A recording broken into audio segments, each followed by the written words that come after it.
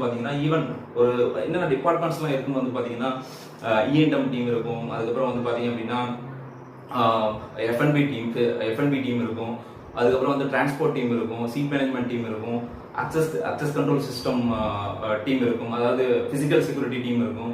So இன்னும் நிறைய நம்ம வந்து சொல்லிட்டே போகலாம். அந்த டீம்ஸ் வந்து பார்த்தீங்கன்னா நிறைய இருக்கும். எல்லாத்தையும் வந்து ஓவரால் வந்து ஆர்கனைஸ் பண்ணி கோஆர்டினேட் பண்ணி அவங்கள்ட்ட இருந்து பெஸ்ட்டை வந்து டெலிவரி பண்ணுறது தான் அந்த ஃபெசிலிட்டி மேனேஜ்மெண்ட்டோடைய ஓவரால் மெயின் ஃபங்க்ஷன். ஸோ அந்த மாதிரி வந்து பண்ணும்போது வந்து பார்த்தீங்கன்னா ப்ராப்பராக வந்து பார்த்தீங்க அப்படின்னா அவங்களால உள்ள வந்துட்டு போறாங்க. ஸோ எனி கஸ்டமர் உள்ள வந்து இந்த பில்டிங் வந்து அக்சஸ் பண்ணிட்டு அவங்க ஒர்க் பண்ணிட்டு திருப்பி போற வரைக்குமே end to end solution, end to end coordination கொடுத்து அவங்க ஒரு பெஸ்டான ஒரு அவங்கள்ட்ட ஒரு பெஸ்ட் ப்ரொடக்டிவிட்டியை வந்து நம்ம உருவாக்கி கொடுக்கறதுக்கான அந்த ஒரு விஷயத்தை ஏற்படுத்துறது தான் ஃபெசிலிட்டி மேனேஜ்மெண்ட்டுடைய மெயின் இது. ஸோ அதனால தான் பொதுவாக வந்து சொல்லுவாங்க எந்த ஒரு கம்பெனியுமே பேக் போன் வந்து பார்த்தீங்கன்னா ஃபெசிலிட்டி மேனேஜ்மெண்ட் அப்படின்னு சொல்லுவாங்க.